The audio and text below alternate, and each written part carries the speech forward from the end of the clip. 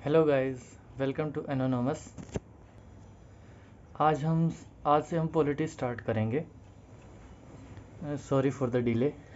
2-3 दिन टाइम नहीं लगा था। कोशिश करूँगा अब डेली ही रूटीन बने, क्योंकि वही स्टडी के लिए बेस्ट होता है।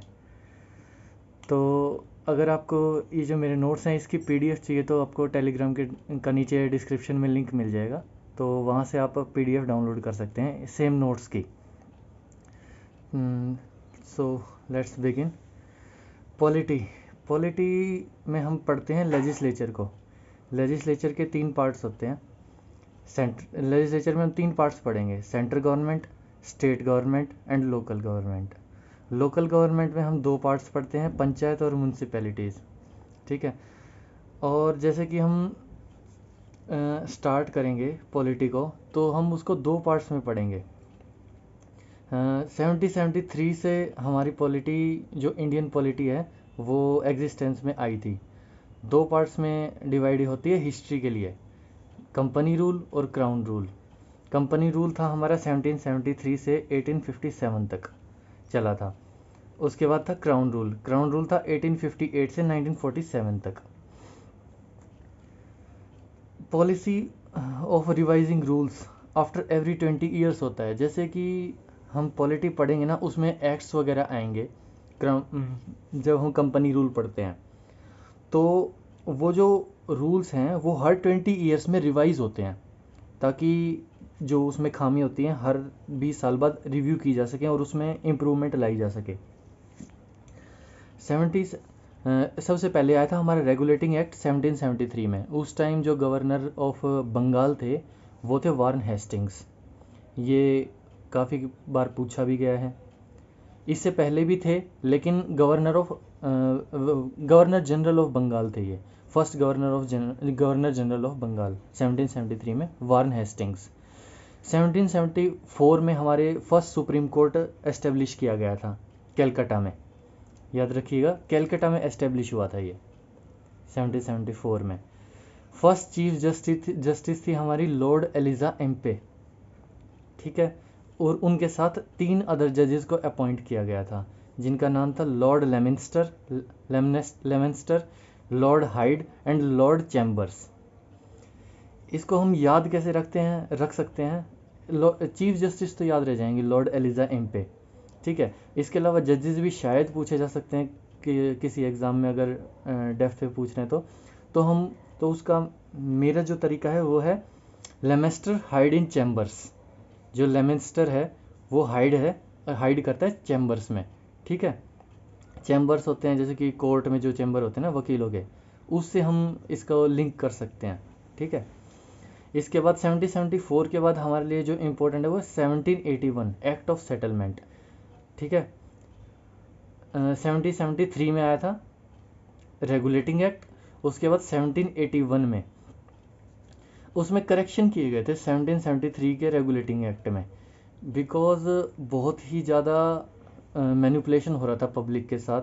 जो वारन हेस्टिंग्स थे उन्होंने काफ़ी ऐसे रूल्स बना दिए थे जो कि पब्लिक को बहुत ही ज़्यादा परेशान कर रहे थे, और उसके बिना पर 1781 में एक्ट ऑफ सेटलमेंट लाया गया, ताकि रेगुलेटिंग एक्ट में थोड़े से प्रोविजंस चेंज किए जा सकें और वारन हेस्टिंग्स की पावर को कम किया जा सके। इसके बाद 1784 में पिट्स इंडिया एक्ट आया। ट्रेड और एडमिनिस्ट्रेशन को सेपरेट कर दिया गया था 1784 में। पहले क्या था कि ट्रेड भी कंपनी ही चलाती थी, और जो एडमिनिस्ट्रेशन है वो भी कंपनी ही चला रही थी। इसके बाद इसको चेंज करने के लिए किया क्या गया, जैसे कि इसका एडमिनिस्ट्रेशन अलग करने के लिए, एडमिनिस्ट्रेशन मतलब कि बाहर से बैठे बैठे तो चल नहीं सकता, इसलिए 6 बोर्ड ऑफ कंट्रोलर्स को अपॉइंट किया गया जो लंदन से ही काम करेंगे। जो कि उनका काम क्या था? To scrap the laws made by the governor general of Bengal. Governor general of Bengal अगर कोई गलत रूल्स बनाता है तो उसको स्क्रैप करने का काम ये 6 बोर्ड ऑफ कंट्रोलर्स करेंगे, जो लंदन से ही काम करते थे, और इनकी सैलरीज भी लंदन से ही दी जाती थी, इंडिया से नहीं दी जाती थी। इसके बाद अगले ही साल 1785 बहुत ज़्यादा मतलब कि जो वार्न हेस्टिंग्स हैं उनके जो लॉज थे उनमें ज़्यादा बहुत ज़्यादा फ्लॉज मिले, इसलिए 1785 में उनका इम्पीचमेंट कर दिया गया, जिसका मेन रीज़न माना जाता है जो नंद कुमार था उनका इन्होंने कसूरवार ठहरा के एग्जीक्यूशन करवा दिया था लॉर्ड एलिजा एमपी के साथ मिलके। ठीक है, इसके बाद 1786 एक्ट ऑफ सेटलमेंट आया। वार्न हेस्टिंग्स तो चले गए, इसके बाद गवर्नर जनरल की ज़रूरत थी, तो उन्होंने क्या किया, नया गवर्नर जनरल अपॉइंट किया लॉर्ड कॉर्नवालिस को, लेकिन उन्होंने साफ साफ कह दिया मैं नहीं अपॉइंट होना चाहता इन क्योंकि बहुत ज़्यादा बदनामी हो चुकी थी, इम्पीचमेंट भी हुआ था गवर्नर जनरल का। इसलिए उन्होंने क्या कहा, लेकिन मुझे गवर्नर जनरल बनाया जाए, चीफ आर्मी ऑफिसर को ही गवर्नर जनरल भी अपॉइंट किया जाए, जो आर्मी का कंट्रोल है वो भी गवर्नर जनरल के पास होना चाहिए, तभी मैं ज्वाइन करूँगा as governor general of Bengal.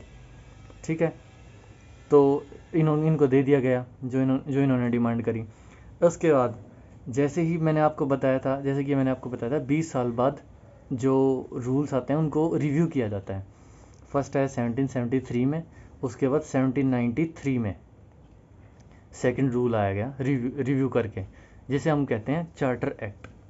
Company rule में ही था, कंपनी रूल को एक्सटेंड कर दिया गया था 20 साल के लिए और। ठीक है, इसके बाद सबसे इम्पोर्टेंट चीज़ आईसीएस जो इंडियन सिविल सर्विसेज है, इसकी शुरुआत की थी लॉर्ड कॉर्नवालिस ने 21 अप्रैल 1773। जो सेकंड जो लॉ आया था, चार्टर एक्ट बोलते हैं उसको, जो फर्स्ट था वो था act regulating act.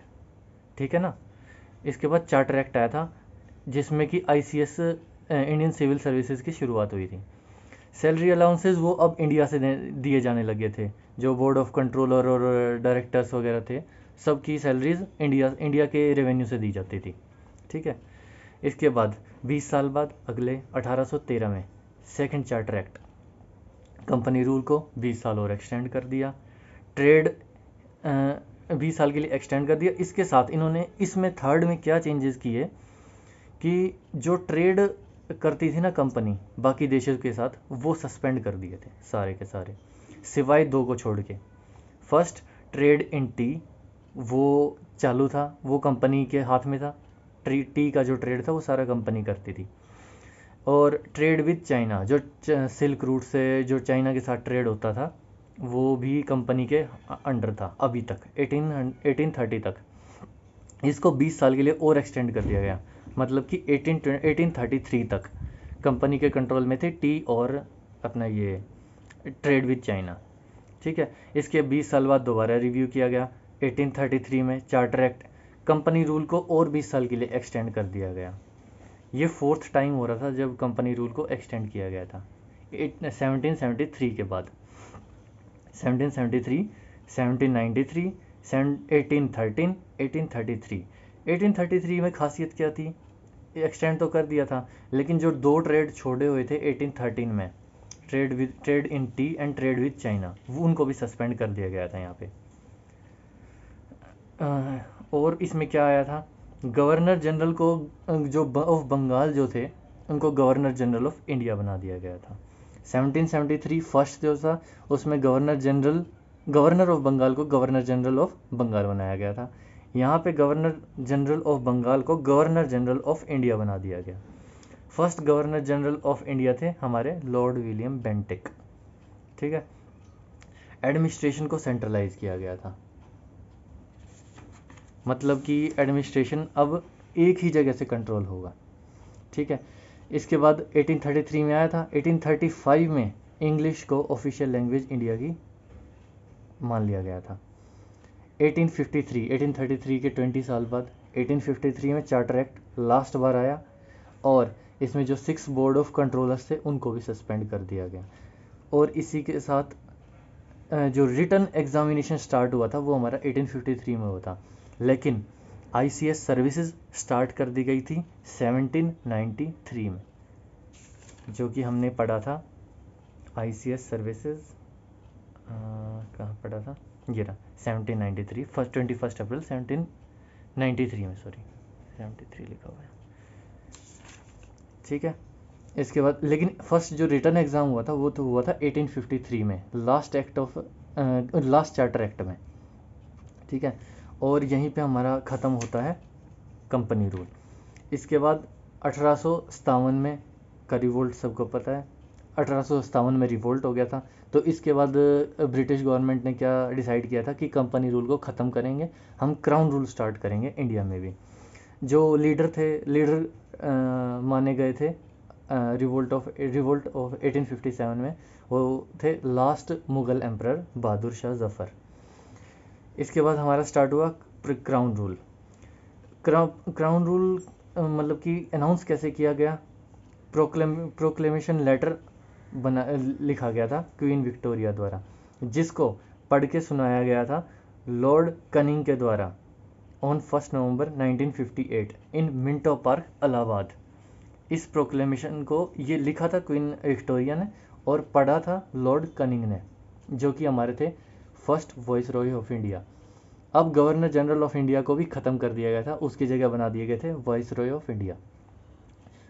Governor general of India बनाए गए थे 1833 में, ठीक है। उसके 20 साल बाद ही वॉइस रॉय ऑफ इंडिया बना दिए गए थे, ठीक है।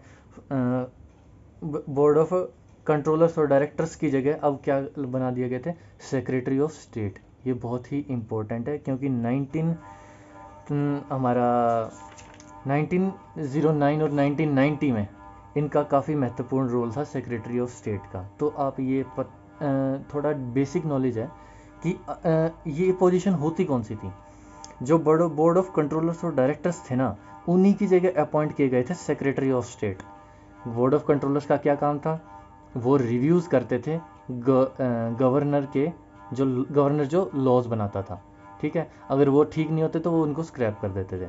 वही काम सेक्रेटरी ऑफ स्टेट का था। वॉइस रॉय रूल बनाएगा और गलत को स्क्रैप करेंगे सेक्रेटरी ऑफ स्टेट, ठीक है।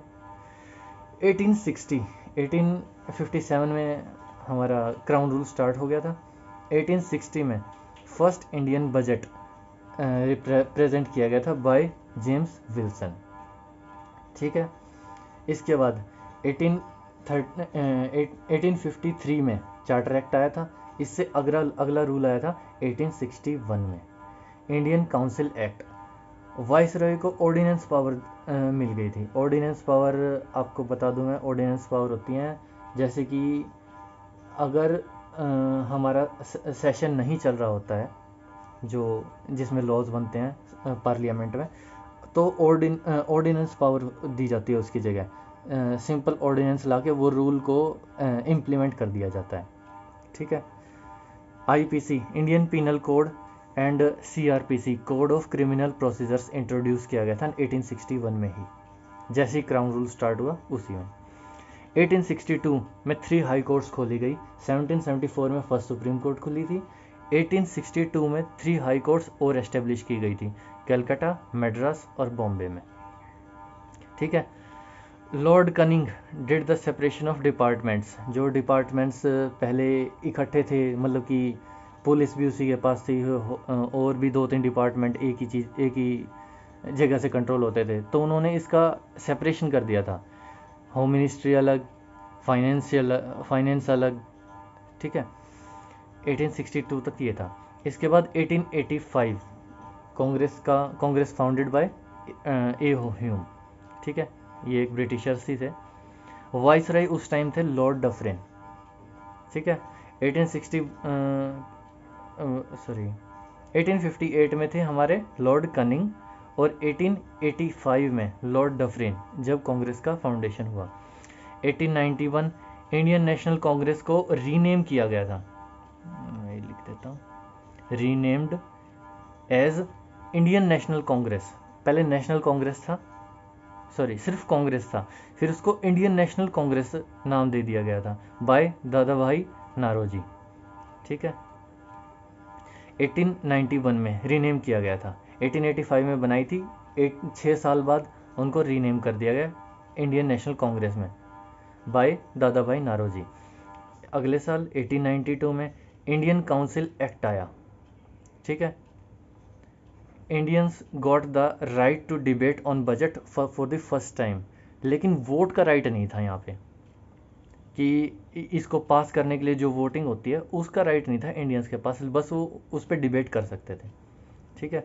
और फर्स्ट टाइम ही इलेक्शन वर्ड का जो वर्ड यूज़ किया गया था 1892 में। उसके बाद 1899 से 1905 तक वॉइस रहे थे लॉर्ड कर्जन। ठीक है। एंड उसमें इन 6 सालों में क्या हुआ था, डिवाइड एंड रूल पॉलिसी लाई गई थी ब्रिटिशर्स के द्वारा, ताकि यूनिटी को तोड़ा जाए, क्योंकि पॉलिटिक्स में एंटर कर गया था इंडिया 1885 में, कांग्रेस एस्टेब्लिश कर गई थी। तो 10 लगभग 15 साल में 1885 से 1899 तक 14 सालों में जो पढ़े लिखे जो वकील थे वो पॉलिटिक्स में पार्टिसिपेट करने लगे, और इससे ब्रिटिशर्स को लगने लगा डर। तो उसका इन्होंने क्या सॉल्यूशन निकाला कि हम लाते हैं डिवाइड एंड रूल पॉलिसी। और उसके तहत क्या किया गया, पार्टीशन ऑफ बंगाल 1905 में। ठीक है। बंगाल को हिंदू मुस्लिम में डिवाइड कर दिया गया, एक नॉर्थ बंगाल सॉरी एक ईस्ट बंगाल, एक वेस्ट बंगाल। ठीक है। 1906 में मुस्लिम लीग पार्टीशन के बिना पे बनाई गई थी। पार्टीशन हो गया, हिंदू मुस्लिम में किया था, और उसका अच्छा खासा फ़ायदा भी हुआ ब्रिटिशर्स को। 1905 के बाद अगले ही साल मुस्लिम लीग फाउंड की गई बाय आगा खान एंड सलीमुल्लाह खान। 1907 में कांग्रेस इसी वजह से डिवाइड हो गई। दो ग्रुप बने थे उसमें, एक लिबरल्स थे, एक एक्सट्रीमिस्ट थे। लिबरल्स वो थे नरम दल बोलते थे इनको, और एक्सट्रीमिस्ट था गरम दल, जो कि कहते थे कि नहीं, हमें सॉफ्ट कॉर्नर नहीं रखना चाहिए, पार्टिसिपेट नहीं करना चाहिए, वो था गरम दल। और जो लिबरल्स थे वो थे ठीक है हम पार्टिसिपेट करेंगे तभी इंडिपेंडेंस मिलेगी, समथिंग इस तरह के विचार थे उनके। और 1907 में सबसे इम्पोर्टेंट क्वेश्चन, इस टाइम प्रेसिडेंट कौन था इंडियन नेशनल कांग्रेस का, जिसकी वजह से कांग्रेस डिवाइड हो पाई।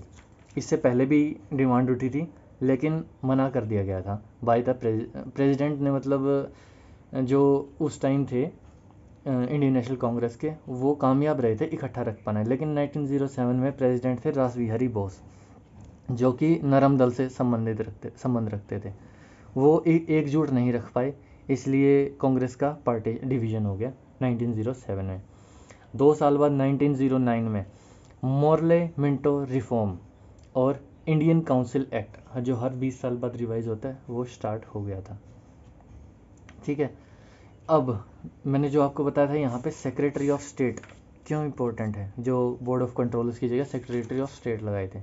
अब देखिए, मॉर्ले मिंटो रिफॉर्म जो था उसमें मिंटो जो थे, बाद वाले वर्ड है जो, वो थे वॉइस रॉय, और मॉर्ले जो थे वो थे सेक्रेटरी ऑफ स्टेट।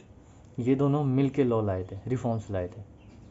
ठीक है। अब यहाँ पे अकेला वाइस रॉय काम नहीं कर रहा था, यहाँ पे सेक्रेटरी ऑफ स्टेट भी साथ में काम कर रहा था। मुस्लिम लीग को यहाँ पे वोट का राइट दे दिया गया था, और उनका सेपरेट इलेक्शन भी अनाउंस कर दिया गया था कि उनका सेपरेट इलेक्शन भी होगा। बनी कब थी, 1906 में। उसके 1906 के बाद 13 साल बाद, सॉरी 3 साल बाद, उनको अलग राइट भी दे दिया गया और अलग इलेक्शंस भी। ठीक है। 1990 मॉन्टेग क्लेम्सफोर्ड रिफॉर्म्स आए।